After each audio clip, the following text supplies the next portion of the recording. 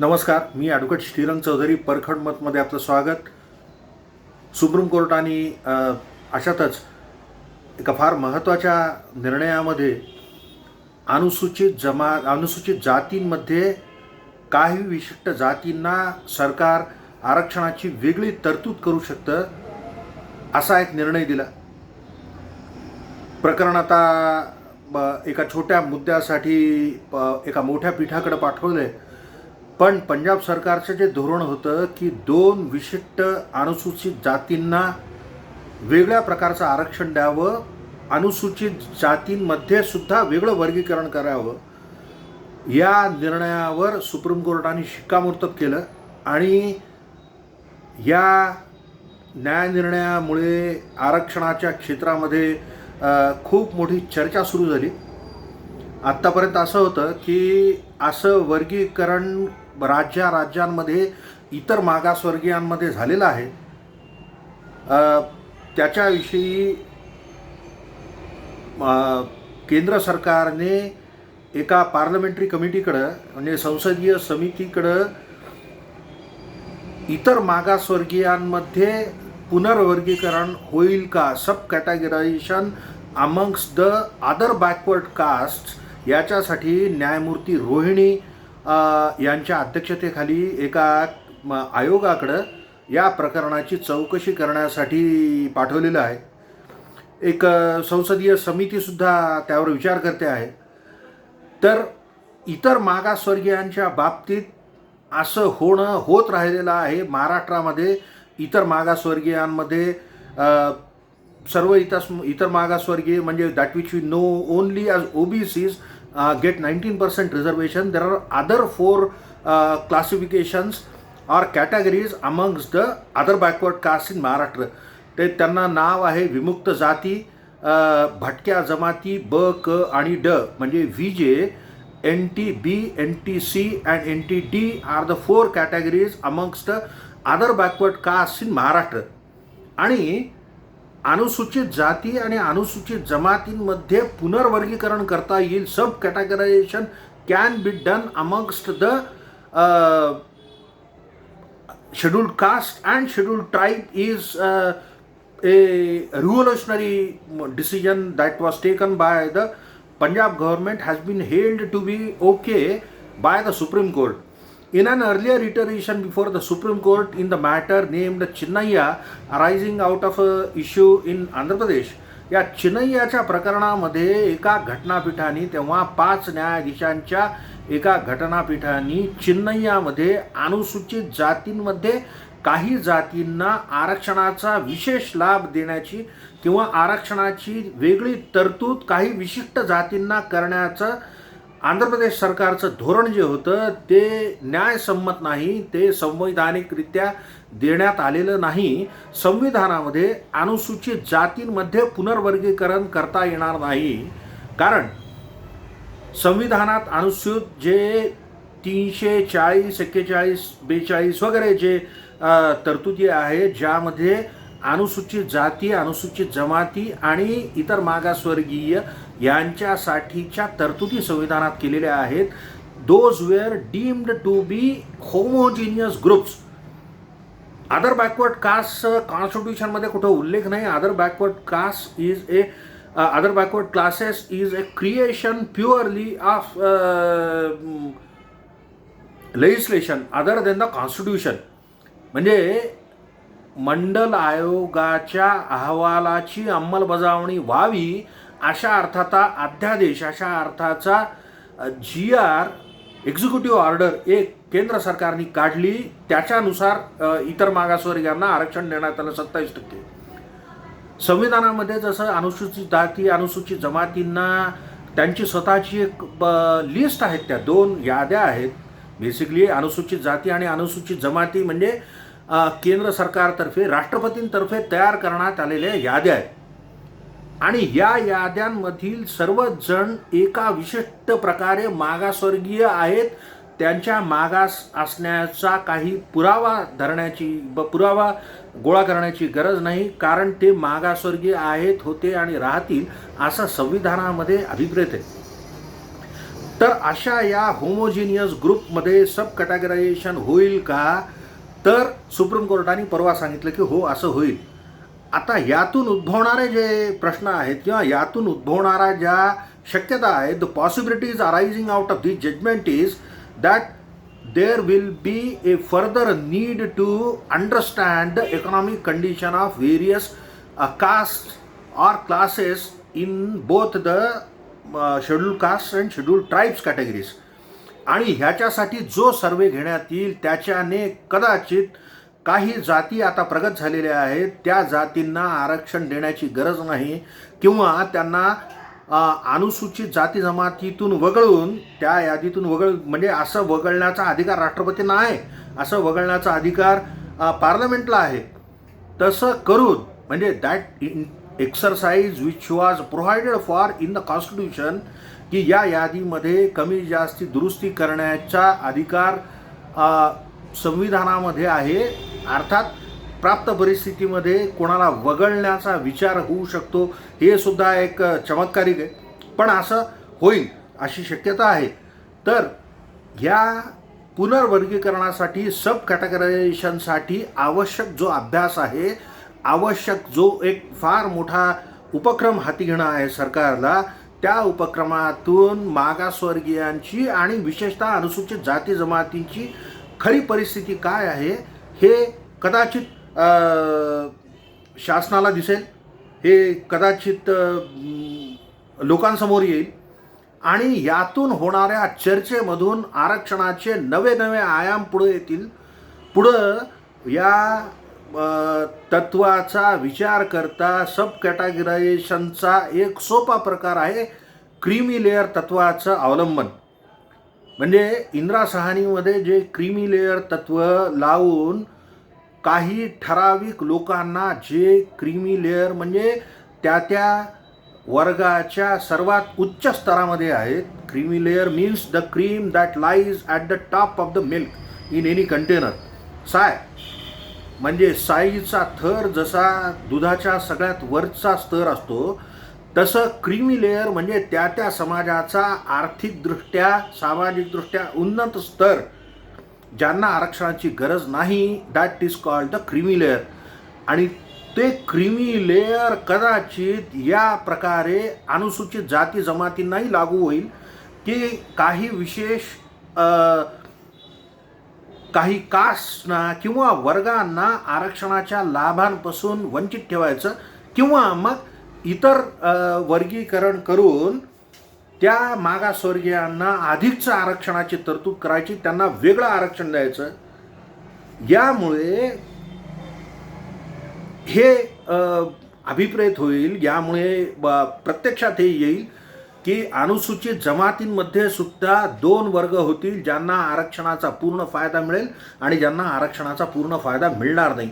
हीच एक कवायत क्रीमी लेअरमध्ये सुप्रीम कोर्टाने सुचवली. ती त्या क्रीमी लेअरचा तसा फारसा काही फरक पडला नाही त्या क्रीमी लेअर तत्वामुळे, कारण की क्रीमी लेअरच्या उत्पन्न मर्यादेमध्ये सध्या तरी नोकरी आणि शेतीतून मिळणारं उत्पन्न गृहीत धरलं जात नाही.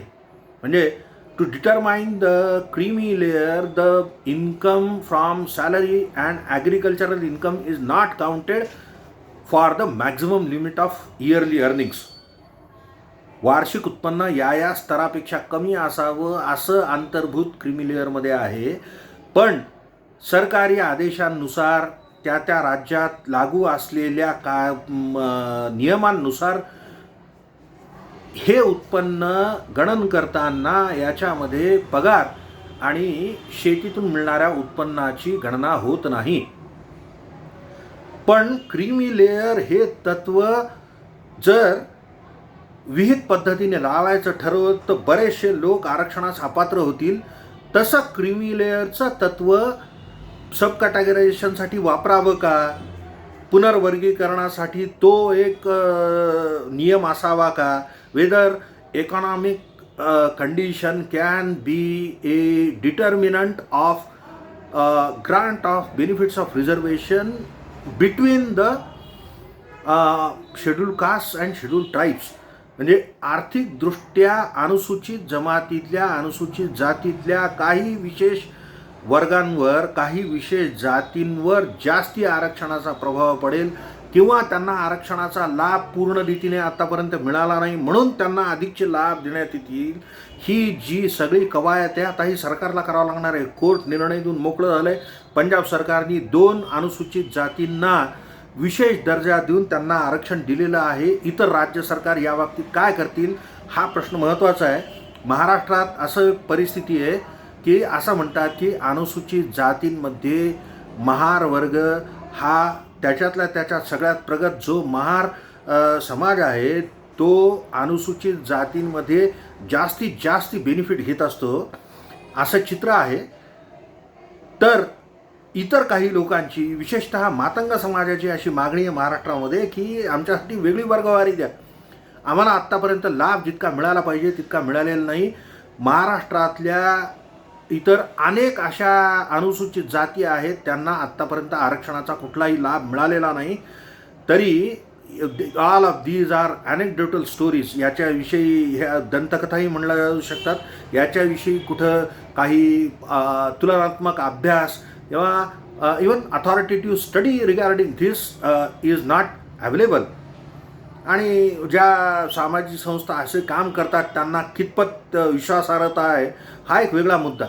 पण याद्वारे जी चर्चा आता सध्या आरक्षणाविषयीच्या वर्तुळात सुरू झालेली आहे ती अशी आहे की अनुसूचित जाती, अनुसूचित जमातींना सुद्धा क्रीमी लेअर लागू करण्यासाठी हे न्यायालयाने दिलेला हा निर्णय, सर्वोच्च न्यायालयाने दिलेला हा निर्णय सरकारसाठी पोषक वातावरण बनवतो.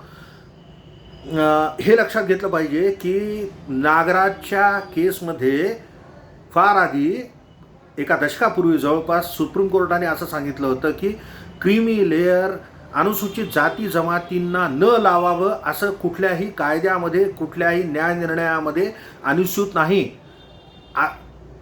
अनुसूचित जाती जमातींना क्रीमी लेअर न लावावे यासाठी कुठला नियम नाही आहे.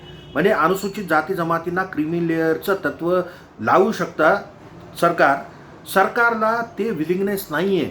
पण आता जर त्या जातींमध्ये किंवा एका वर्गामध्ये, आरक्षणाच्या एका प्रवर्गामध्ये, म्हणजे जसं अनुसूचित जातींमध्ये, अनुसूचित जमातींमध्ये जिथं क्रीमी लेअर आज लागू नाही तिथं आरक्षणाचा लाभ काही विशिष्ट लोक घेतात, काही विशिष्ट कुटुंब घेतात. यांच्यापासून दूर जाऊन आत्तापर्यंत आरक्षणाच्या लाभांपासून वंचित राहिलेल्या लोकांना आरक्षणाचे लाभ मिळावेत. आत्तापर्यंत खऱ्या अर्थाने ज्यांच्यापर्यंत आरक्षणाचे लाभ पोहोचू शकले नाहीत सरकारी नियमांमुळे किंवा सरकारी नियमांच्या अयोग्य पालनामुळे, काही लोक आरक्षणापासून वंचित राहिले. आरक्षणापासून मिळणाऱ्या लाभांपासून काही समाज, काही जाती पूर्णपणे वंचित राहिलेल्या आहेत. इतर मागासवर्गीयांच्या बाबतीत तर statistics are famous that 95% of the opportunities in the other backward classes are taken up by 25% of the caste in the OBC list. म्हणजे इतर मागासवर्गीयांच्या आरक्षणाचा लाभ फक्त त्यांच्यातले 25% लोक घेतात आणि त्यांनी 97% अशा संधींचा वापर केलेला आहे. उरलेले सर्व जे 75% लोक आहेत त्यांना आरक्षणाच्या संधींचा फक्त 3% वाटा आला. म्हणजे याच्यामध्ये सुद्धा अन्याय आहे. प्रवर्गामध्ये सुद्धा समप्रमाणामध्ये आरक्षणाचे लाभ वितरित केले जात नाहीत. सरकारी धोरणांच्या चुकीमुळे असेल किंवा चुकीच्या नियमांमुळे असेल किंवा कसे, याच्याविषयी अभ्यास होणं जरुरी आहे. सुप्रीम कोर्टाच्या या आदेशाने की आता अनुसूचित जातींना त्यांच्यातल्या त्यांच्यात विशेष वागणूक देणारचं धोरण सरकार लाभू शकतं. The government can differentiate between various caste amongst the scheduled caste also and provide excess reservation or extra reservation to the particular caste which have not benefited. आणि आरक्षणाचा लाभ आत्तापर्यंत लाभ न मिळालेल्या जातींना विशेष तरतूद करू शकतं सरकार. ह्या तत्वाचा सुप्रीम कोर्टाने केलेला स्वीकार, या निर्णयावर पंजाब सरकारच्या सुप्रीम कोर्टाने लावलेली मोहर येत्या काही दिवसांमध्ये आरक्षणाच्या क्षेत्रामध्ये क्रांती घडून आणेल.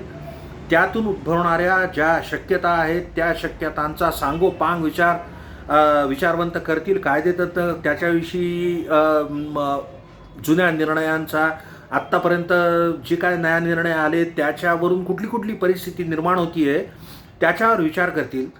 पण शक्यता ज्या निर्माण झालेल्या आहेत त्या शक्यतांमध्ये सगळ्यात जास्त शक्यता आहे की आता आरक्षण या विषयावर आमूलाग्र विचार करून काही बदल करावेत. आत्तापर्यंत जे गेले 7 दशकं आरक्षणाचं जे धोरण होतं त्याचा अवलंब करून तितकीशी प्रगती झालेली नाही. कारण अजूनही जाती जमातींमध्ये आम्हाला आरक्षण द्या किंवा आम्हाला आरक्षणाच्या लाभांपासून वंचित करू नका हा जो कल्लोळ चाललेला असतो त्यातून एक तर स्पष्ट आहे की आरक्षणाची नीती योग्य रीतीने राबवल्या गेलेली नाही. आरक्षणाची नीती मुळात योग्य आहे का, असेल तर तिचं राबवणं जाणं योग्य आहे का, त्याविषयीचे नियम सर्वांसाठी पोषक आहेत का, सरकारला अपेक्षित जे उत्थान आहे म्हणजे अंत्योदय म्हणा किंवा समाजाच्या तळागाळातल्या लोकांचं ज्यांना समाजाच्या प्रगतीचा वाटा पुरेसा मिळालेला नाही त्यांसाठी अंतर्भूत जे आरक्षणाची तरतूद आहे त्या आरक्षणाच्या तरतुदीचा लाभ योग्य त्या व्यक्तींपर्यंत पोचावा. कारण आरक्षण हे मुळात अपवाद म्हणून केलेलं आहे, समानतेच्या तत्वाला अपवाद आहे. आरक्षणामुळं गुणवत्तेच्या आधारावर प्रवेश घेऊ इच्छिणाऱ्या, गुणवत्तेच्या आधारावर नोकरीस पात्र ठरलेल्या लोकांवर अन्याय होतो आणि हा अन्याय योग्य आहे. कारण तळागाळातील लोकांसाठी सुद्धा सरकारला काही तरतुदी कराव्या लागतात. या तत्वावर आरक्षणाचा सगळा डोलारा उभा आहे. तर गुणवान लोकांना गुणवत्तेच्या पासून मिळणाऱ्या संधींचा संकोच करून आरक्षणाचा लाभ काही विशिष्ट वर्गांना देण्याचं सरकारचं धोरण जर अयोग्य असेल तर त्याविषयी पुनर्विचार होणं आवश्यक आहे. आरक्षणाच्या एकंदरीत धोरणाच्या पुनर्विचारासाठी सुयोग्य पावलं पडत आहेत. योगायोगाने न्याय निर्णय त्याबाबतीत येत आहेत. यावर्षी आरक्षणा मूलभूत अधिकार नाही असा एक निर्णय आला. याच वर्षी आता आरक्षणाचा पुनर्विचार या दृष्टीने व्हावा की पुनर्वर्गीकरण, sub categorisation whether it can be done. पुन्हा जे एक आंध्र प्रदेशमध्ये चेरबोटलू राजू हा जो एक निर्णय आला की 100% आरक्षण दिलं होतं त्या निर्णयाला फिरवताना सुप्रीम कोर्टाने सांगितलं की 50% हीच आरक्षणाची मर्यादा आहे. बरोबर, आर्थिकदृष्ट्या मागासवर्गीयांचा विचार करताना EWSचा विचार संविधान पीठाने करावा म्हणून ते प्रकरण त्यांच्याकडे वर्ग करण्यात आलेलं आहे. आरक्षणाच्या बाबतीत येणाऱ्या दिवसांमध्ये भरपूर नवनवीन निर्णय लागतील. त्यामध्ये एक मराठा आरक्षणाचा निर्णयही प्रलंबित आहे. तर आरक्षणाविषयी आमूलाग्र विचार करण्यासाठी ही समाजाला संधी आहे. विचारवंतांनी आपले विचार याच्याविषयी मांडावेत. प्रकरण न्यायप्रविष्ट जे कुठले आहेत त्याविषयी विवेक बाळगून आपापली मतांतर व्यक्त करावेत. राजकीय पक्षांनी आता समंजस भूमिका घेऊन आरक्षणाविषयी जनजागृती करावी. आपापल्या लोकांना समजून सांगावं की आरक्षणाचं हे तत्व आहे ते तत्व सरकारने सुद्धा जनजागृती करणं आवश्यक आहे. आणि ह्या सर्वांच्या मंथनातून आरक्षणाविषयी सर्वसामान्यांना काय वाटते, आरक्षितांना काय वाटते, अनारक्षितांना त्याच्याविषयी काय आहे याच्यावर भरपूर चर्चा होईल अशी आशा आहे. आरक्षणाविषयी होणाऱ्या वेगवेगळ्या घडामोडींचा आढावा मी नेहमी घेत असतो. My name is advocate Shrirang Chaudhari. परखड मत या माझ्या ब्लॉगस्पॉटवर मी मराठीमध्ये लिहितो. My English blog is named fairness in reservation. I hope you keep watching. आपण वेळ देऊन माझं ऐकता. धन्यवाद. माझ्या यूट्यूब चॅनलला लाईक करा, सबस्क्राईब करा आणि माझा संदेश जर आपल्याला आवडत असेल तर इतरांशी शेअर करा. धन्यवाद.